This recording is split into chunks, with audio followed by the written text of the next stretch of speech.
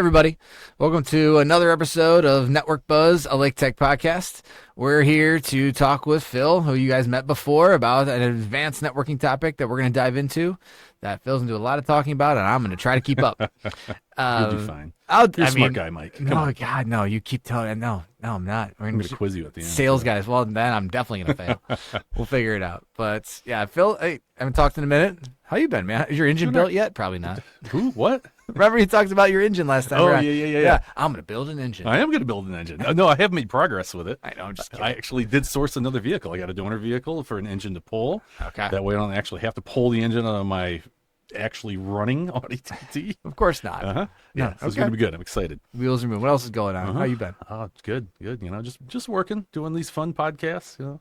Yeah. Bonus content. Everybody see the bonus content? Yeah. And by the way, I realized on our last episode that I did not talk about WPA3 Enterprise. So my first video, I mean, what do you do? So I will do a bonus take on that because I want to do some packet captures and whatnot with that as well. So look for that to come. More opportunities to come. Yeah. We did get some reviews. We actually had the comments locked on the podcast, so that doesn't help anyone. Please comment. By the way, we're going to lock it. You don't have to. It's fine. No. We want the feedback. We're not kidding about that.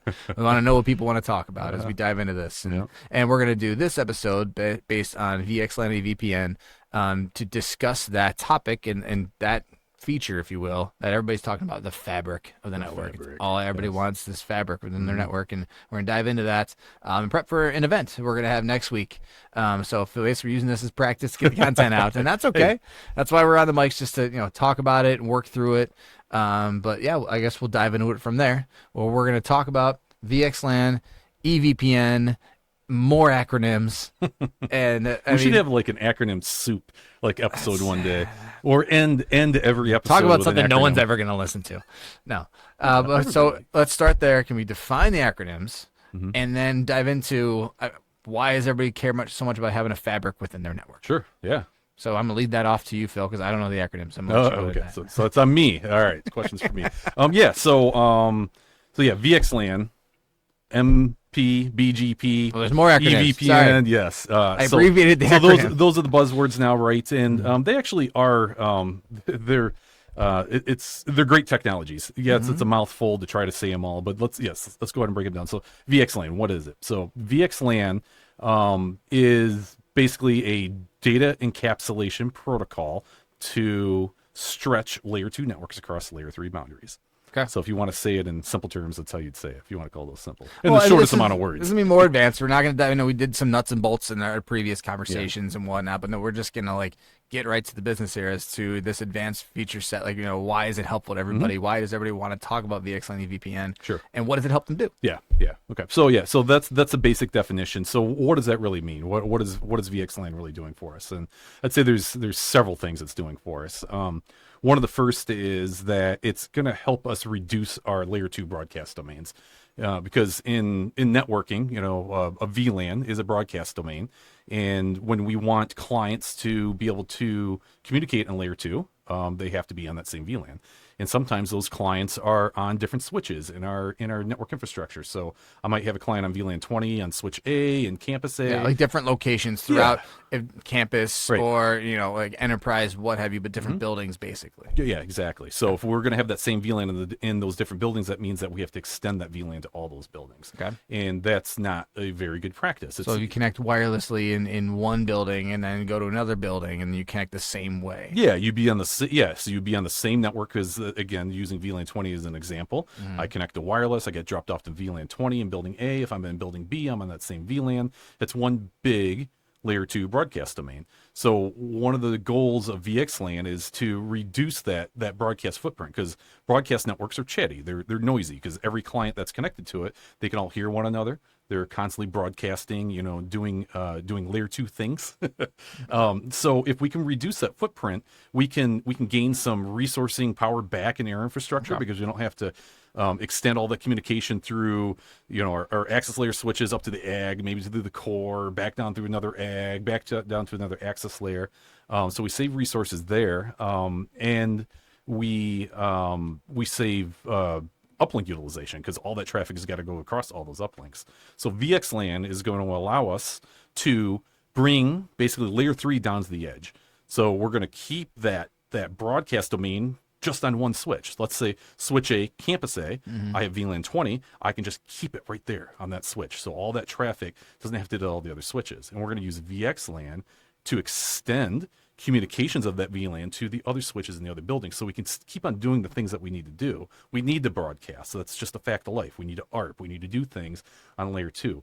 Clients need to talk directly to one another on networks. That just is what it is. So when we use VXLAN, we can then encapsulate that VLAN, that client's traffic for VLAN 20 across the network, like a VPN. You can think of it like a VPN, like you're on the internet.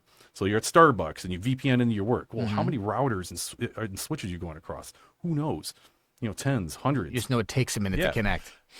That's all you know in a VPN. You're at Starbucks, there will be no delay. It's like just tapping your fingers. There you go. There would be no delay in VXLAN. Okay. Well, hopefully not. It's configured right. But I guess in your mind's eye, that gives you kind of a view what VXLAN is doing. It's just kind of cutting through the infrastructure to deliver the data to its endpoint. Okay. So that's kind of VXLAN in a nutshell, but there's all sorts of pieces that go with it. We said EVPN, MPB. Yeah, and go there next. You mentioned one thing about saving resources and basically making a more efficient network that way. Has this been around for a while? Is it something that people have done? A concept was there, but technology wasn't there to supply the solution? Yeah, it's a good question. I've been in the industry for quite a while, worked for a couple big organizations, and we didn't have a fabric, didn't cared. I mean, I don't know. In my 7 years, say didn't care. I'd say I wouldn't even say it wasn't mature. I mean, it's been around. I mean, HPE has had it for probably a decade now. Okay. It's not new technology. The standard's probably older than that. I couldn't cite the RFC, not going to, but it's been around for a minute. But I think, like anything, once people realize the benefits, that they want to adopt those benefits. And that was just one benefit I gave you. There's multiple others. Here's another good one: VM mobility. So VXLAN has been used in the data centers for that exact same purpose. So in the virtual world, you have physical hosts, usually in one or two multiple data centers, and at times you need to vMotion those virtual machines from a host in one data center to a host in another data center. So if you have a computer, I'm going to use VLAN 20 again. If you have a computer in VLAN 20 that gets vMotioned off to another data center, that VLAN 20 needs to be there, which means that you're extending VLAN 20 across two data centers, across two campuses in order to maintain that communication. Efficiency within networks. Yeah, so that's highly inefficient. So if we could use VXLAN to encapsulate it, so we can bring that broadcast domain down to that data center. We have VLAN 20 in one data center, VLAN 20 in another. We're not stretching it all across, we're not plumbing it, I should say, across those two data centers. We can use VXLAN to now establish the communications for those clients on those VLANs. Okay. And I mean, we'll just keep going down the VXLAN path here about other features, other benefits. Yeah. As to why they want to go down that path. Yeah. Another good one would be microsegmentation. So VXLAN, the encapsulation protocol, has a little room in its header to stuff into. Okay. Seriously, it's like an unused piece of the header. I'm not going to cite the bits that it is, but we can do things like shove user roles in there. Aruba is really big on roles. So if, I'm authenticating on a network, I'm connecting to a network, there's multiple ways to determine what type of user I am. Am I an employee? Am I a contractor? Am I an IoT device? Am I a camera? Well, that associates to role. We can actually pack that role into a VXLAN header. That way, when I'm communicating and my traffic is going across VXLAN, my identity is coming with me, the fact that I'm a contractor. So if I wanted to, say, talk to an IoT camera, on the same VLAN or another VLAN, there is actual layer 3 routing with inside of VXLAN as well. We might get to in a little bit. But as I establish communication with that IoT device, the receiving switch router, technically VTEP, is going to look at that header and say, oh, you're a contractor, and it's going to look at a policy that you've constructed from a global policy orchestrator, a policy you've constructed to say, oh, contractor, you can't talk to IoT, it's going to drop the traffic. So we can use we can use VXLAN to carry security roles, and that's what you might call microsegmentation. We can segment the network in ways that user-wise, user-wise. We don't care about the layer 3 network you're on. We don't even care about the layer 2 network you're on. We just care that you are who you are, and you can and can't talk to this certain device. And I'm going to do that in the demo next Tuesday live. I'm going to do that with applications based analysis as well. It'll be pretty cool. Nice. You should come. Everybody should come. So much capacity at Hillendale. But no, it'll be a good day. I mean, that's why we're doing this, and so because recording that in that live situation would be tough. But this is a good way to get the information out. Okay, so VXLAN, kind of why you want to go this route, what's available to them, purposes of that. You want to dive down EVPN path now? Sure. Real quick? Yeah. So I guess before we get into EVPN, let's talk about how things are learned on the network, right? Okay. So in a traditional layer 2 network, if a client wants to know where another client's at, we got to do like a flood and learn, or a switch has got to do a flood and learn. So client says, hey, I want to talk to MAC address. So this is layer 2. So they've already gone through whatever protocols, ARP protocols, to say, hey, I need to talk to so-and-so, by IP. That IP resolves to a MAC address that's on his local network because it knows this. So it's got to be able to know where to switch that traffic to. So when we're in a VXLAN world, that broadcast domain is contained on that switch. That client may not be on that switch. Okay. So VXLAN is going to do that for us. So we're going to talk static VXLAN right now. So in static VXLAN, where we are, we need to learn where that client's at. The VXLAN switch has this, it's configured with a function called a VTEP. And a VTEP is basically the configuration of VXLAN, EVPN, BGP, all that. But we call it a VTEP. A VTEP is the process that encapsulates and de-encapsulates traffic. So a client wants to find another client. It's endpoint going to, within the switch receiving VXLAN. Okay. Yeah, it's a process on the switch that's receiving the, let's say, the unicast communication from that client. Okay. And it says, oh, you want to talk to MAC address so-and-so. It doesn't know who it is. So what it's got to do is it's got to talk to all the other VTEPs in the network. Again, the VTEPs is the function on the switch that's doing all this. Eases communication so then. Yeah. So in a static VXLAN configuration, you have already configured the switch to tell it what all the other switches are that are running VTEPs. And it's got to literally go ask all the other switches who has this MAC address. So all the other switches, you do a broadcast, a flood and learn on that network. It says, hey, who's got MAC address so-and-so?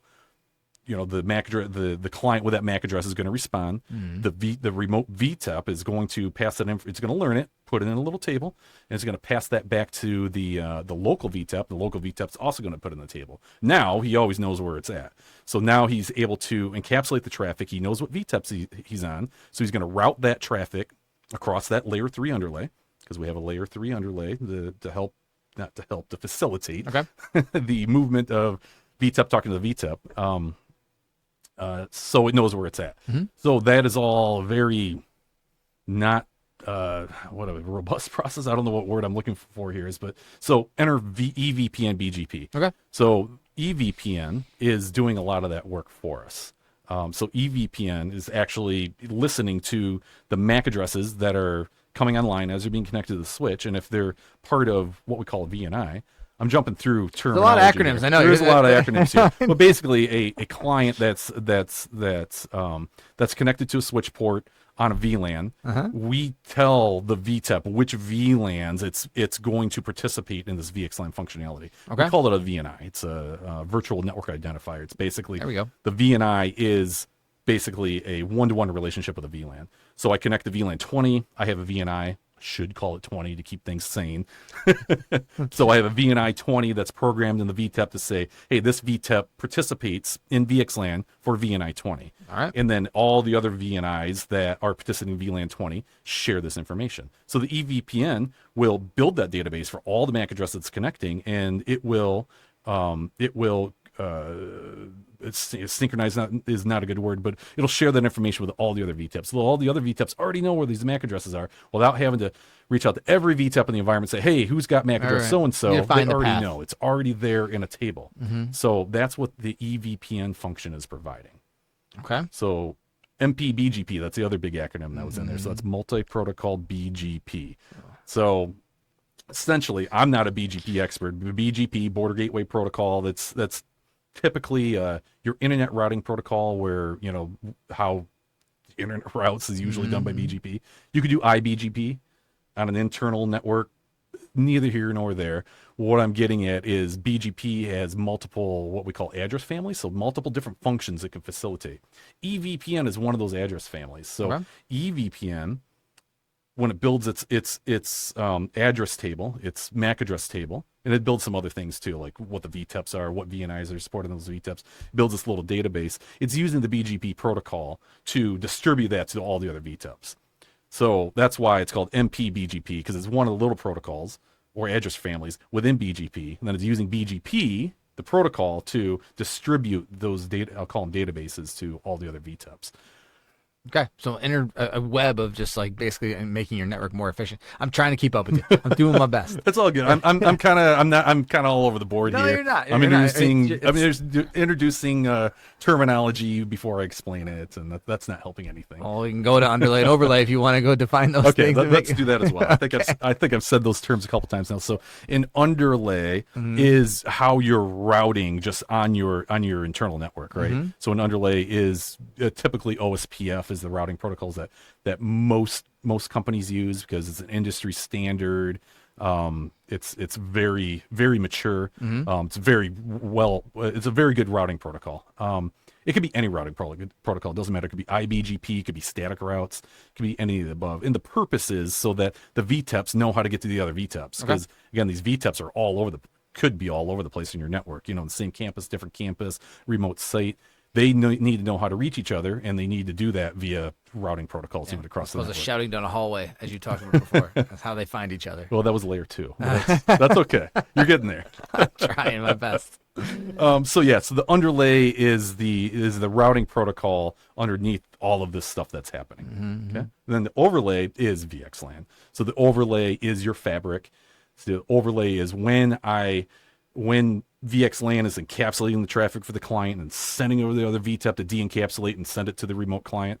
That is the overlay. It's sending it over the network. So it's sending it over the underlay. So sending over the routing protocols that are configured on top of it, essentially. Yeah, on top of it. Okay. Yep. Okay. Yep. All right.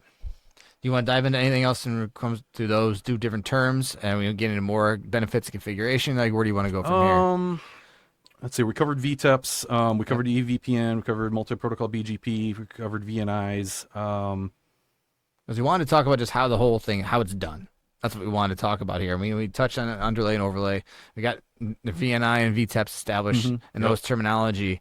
I mean, basically, where else do we go from here in this configuration? How do you configure it? Yeah. I mean, the concepts are great. It's making it more efficient. Yes. Using resources more efficiently. All of those concepts. So how do we do it? Yeah, it's hard. It's extremely difficult. Okay. Because we're configuring BGP. We're configuring these address families. We're configuring VXLAN interfaces. We're configuring loopbacks so we know where to source our underlay and our overlay off of. We're configuring potentially VRFs. Sometimes we're doing macro segmentation or running VXLAN and separate VRFs.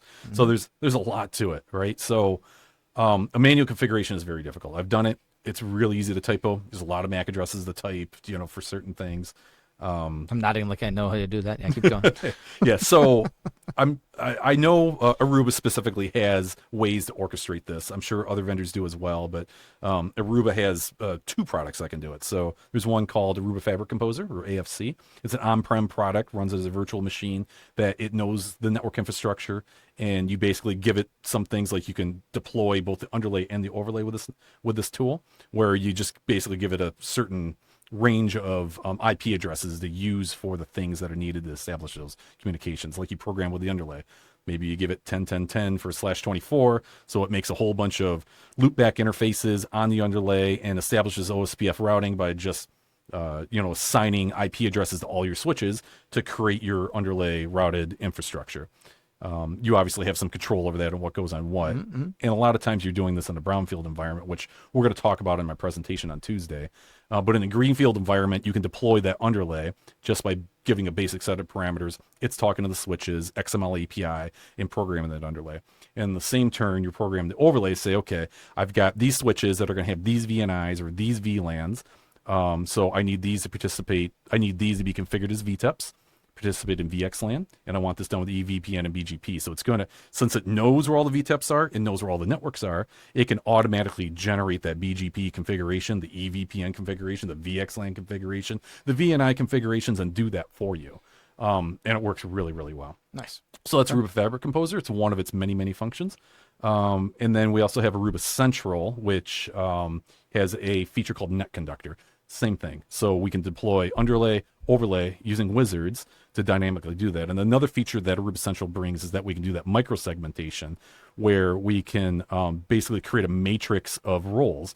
We can say, IoT contractor can talk to IoT, employee cannot talk to IoT, employee can get to the internet, contractor can't get to the internet. So we can create a matrix of who can talk to what based on the roles. And that is orchestrated down to the switches. It creates that policy for you on the switches just by a few clicks of buttons of saying this role is, the matrix of the roles that I just explained. You say roles, and I go to ClearPass on how you define policy based on roles and whatnot. But this is different than your NAC protocols that define No, that's exactly what it is. So there's lots of different ways to determine a role, and ClearPass is one of your more robust ways to do so.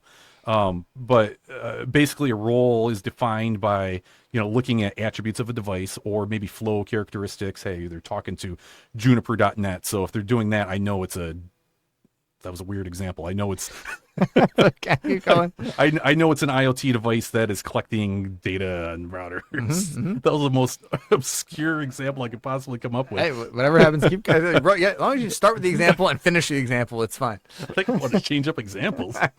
So ClearPass has the ability to tie into multiple different repositories to gather information about a device to assign it a proper role. One of those being like Active Directory. Right. Hey, I'm connecting as an employee. I'm in an Active Directory group that says that I'm an employee, so I get a role of employee. Very basic example.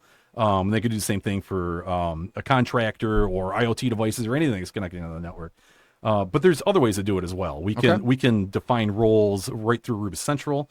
The new CX line models, the switches have actually deep packet inspection and application visibility, as well as the ability to so they can use that traffic to determine what the device is. So if I'm an Apple TV, I have very distinct characteristics of the traffic I'm passing that can be gleaned into to say, well, you're definitely an Apple TV, you get a role of IoT, or you get a role of Apple TV. And that's still a NAC you're talking about, right? That's still that's not NAC. Now we're looking at functions of a switch to look at traffic to determine what something is, to create a role in Aruba Central to then use that role on the switch in this matrix that I'm talking about. So taking that role defined routing, I guess how you want to call it, and what resources that different device or user has. But this is more within the switch than protocols as to the role they have. I guess what I'm trying to explain is there's multiple ways to derive a role. Okay. One of them ClearPass can do. Another one we can do with Aruba Central based on flow characteristics and other things. We can manually define a role. Okay. There's a few different ways to do that. Yeah. So, and I don't mean to derail it. Just I caught that term, and I'm thinking about how that other things we talk about, obviously in role defined networking and whatnot. But that's a different way when it comes to VXLAN and just fabric routing. Yeah. Switch. Okay. Yeah, and you were leading off. Net Conductor is the orchestrator that we can use to come up with this matrix of roles that then can be used within the VXLAN headers. So it distributes this information to the switches as policy, and then as the switch sees that role come through in the VXLAN header, it knows whether it can or can't talk to a device. And we'd be more specific than that with some application-based policy, some ABP. I'm not going to get into that. I'm actually going to talk about it on Tuesday. I'm going to try to demo it. It's a pretty new feature, but maybe we'll do that on a future podcast or bonus content. Another conversation. Yeah, we'll get there. Don't want to talk for an hour and a half on this stuff. We'll try to keep it 30 minutes. Yeah. Okay. All right. I'm kind of derailed you a little bit there. We're talking about how to configure, VXLAN EVPN, what allows you to do, what allows you to orchestrate it, as opposed to doing it manually. Yeah. Is there anything else you want to touch on in that part of the conversation? No, not really. That's about it. I mean, somehow it's got to get configured. Yeah, I'd rather use a wizard to do it. And it's funny for me to say that because I'm a very CLI hands-on guy, and I don't like GUIs. I didn't like GUIs, but I find them to allow me to be much more productive than otherwise, especially after the couple times I configured VXLAN and BGP and EVPN manually. It's not pretty. Fair enough. Well, like you said, a lot of troubleshooting. Taking like the possibility of the human error involved in all that out of the equation, right? To orchestrate it the right way. I mean, that's always everybody's goal, but like sometimes some interfaces do not lead toward the user as much as some say it does. Yeah. Everything's puppies and rainbows. Yeah, I guess one thing as I'm thinking about it that it didn't cover is I'm talking about, we're keeping that broadcast domain down on the switch. So how does it get to its gateway? How does, if we have VLAN 20 on 20 different switches, but VLAN, they can't hear each other, how in the world do they get to their gateway? So we use Anycast which is a technology that allows us to have, Aruba calls it an active gateway. So every switch actually has, typically it's a .1 address. So let's use the any switch. Yeah, well, every switch. Every switch that's configured for a VNI. I'm going to use VLAN 20 again. Let's say we have VNI VLAN 20 association created on a switch, and that IP, that network is 10.10.20.1. And so it's just standard like routing protocols. It's not a advanced functionality of a certain switch. Well, it is. I mean, it kind of is. So we have. So in a typical network, in order for a client to get off net, it's got to talk to its gateway. Usually there's only one gateway or a pair of gateways that are using like VRP, so you can have redundancy across routers, and there's only 2 routers that have that IP address. Well, in the VXLAN world, when we're pushing layer 3 down to the edge, every switch has the .1 address. So in my VLAN 20 example, so 10.10.20 is the network, say it's /24, we're using .1 as the gateway. Every switch has .1 as the gateway. So you could think, well, I've got, multiple .1s, that's IP conflict. It's not, because there's a protocol called Anycast that allows these gateways to essentially handle that traffic. So when a client comes onto the network and needs to talk to its gateway, it's talking to the local switch to get off net. And we have things called layer 3 VNIs that will allow traffic for one VXLAN tunnel to route basically into another VXLAN tunnel. Say I'm going from VLAN 20 to VLAN 30, I've got to have a routing interface to do that. So we have what we call layer 3 VNIs. I'm not going to get into the details of that, but it basically allows us to keep from VXLAN to VXLAN across subnets without having to drop down to your internal routing protocols on the underlay to make that happen. So it keeps it in the overlay. Okay, good stuff. Yeah. I'm kind of finishing up the conversation there. Is there anything else you want to touch on? No. I know you got some bonus content planned. That's all. Yes. Oh, yeah. Believe me, I'm going to finish with that. So for everybody I'm going to talk to on Tuesday, just in case things go south and all connectivity fails out there at the... Hey, you never know. You have something at a place that's a lodge. You're not sure how it's going to go down. Right. Yeah. When you call something a lodge, you can assume there's no connectivity out there. So in case we have problems with connectivity, I'm going to pre-record everything I'm going to demonstrate. So why not make that available as bonus content to this? So I'm going to have it pre-recorded, do some voiceovers on it, and I'll have that posted sometime after the event next week. Yeah, and let us know that bonus content is beneficial. If there's additional things you'd like to see. Again, always open to additional topics as we kind of work through these. As you can see, we're kind of releasing these every couple of weeks. But if there's other content you'd like to see after maybe the 5 of you watch this, please supply some information. Reach out to us anytime. I've got 2 positive reviews. I got 2. That's good, especially with no comments turned on. Yeah, I know your daughter liked all the videos too, so we're getting likes left and right. No, it's good stuff. This has been awesome so far. I mean, try to keep up as we dive into these advanced technical conversations, because that's where we want to get to. I know we've done some awareness-driven stuff, but we want to keep going down this path of what other value can we provide, right? That's the goal. Yeah. So that was great. So yeah, good stuff, Phil. Yeah. Thanks. Good questions. Yeah, right. The couple I got. Try it. Quiz time. Yeah, no, heck no. Turn that off right now. No, all right, cool. All good? Yeah, all good. Awesome. All right. This has been another episode of Network Buzz. Thank you, everybody, for watching and listening. I look for the bonus content that Phil's going to provide here shortly. And please reach out. Any additional questions or want to dive into any of the topics that we talk about here a little bit more. Cool. Thank you, everybody, for listening. Take care.